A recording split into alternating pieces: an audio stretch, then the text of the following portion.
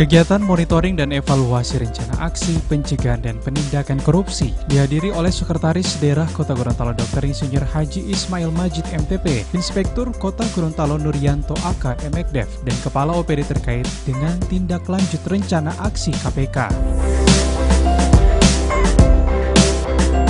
Beberapa hal yang menjadi topik evaluasi oleh KPK RI terhadap tindak lanjut pencegahan terintegrasi, yakni perencanaan dan penganggaran keuangan terintegrasi dalam bentuk aplikasi e-planning dan e-budgeting, pelayanan terpadu satu pintu yang terkait dengan pemberian kemudahan dalam layanan perizinan dengan penerapan aplikasi e-perizinan si cantik di DPM PTSP, peningkatan kapasitas dan kapabilitas Inspektorat Kota Gorontalo sebagai APIP daerah terkait dengan pelaporan harta kekayaan penyelenggara negara LHKPN dan laporan harta kekayaan ASN atau LHK-ASN.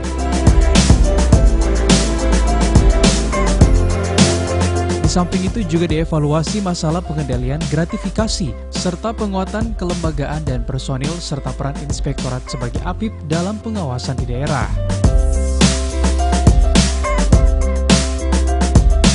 Untuk evaluasi pencegahan sektor strategis antara lain, peningkatan layanan pendidikan secara terpadu dan peningkatan akses pendidikan, peningkatan layanan dan tata kelola di bidang kesehatan.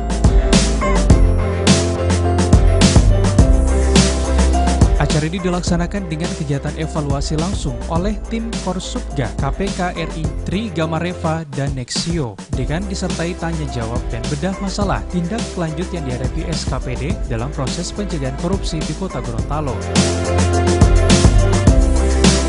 Korsubga KPK RI pemerintah Kota Gorontalo akan melaksanakan launching aplikasi serta layanan perizinan terpadu untuk publik Sijanti Kota Gorontalo yang akan juga diakses melalui website www.dpmptsp.gorontalo.go.id.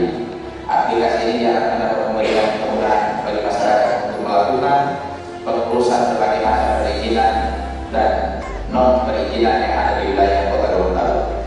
Besar harapan saya DPMPTSP selaku OPD bisa melakukan mensosialisasikan kepada masyarakat tentang aplikasi ini sehingga masyarakat dapat memanfaatkan secara maksimal.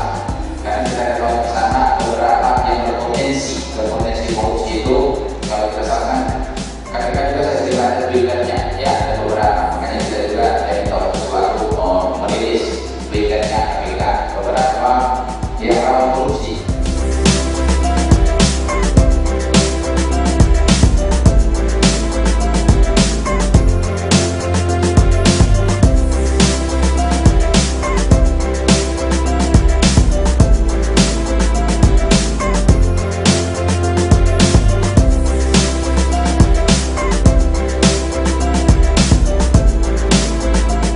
Liputan Advertorial News.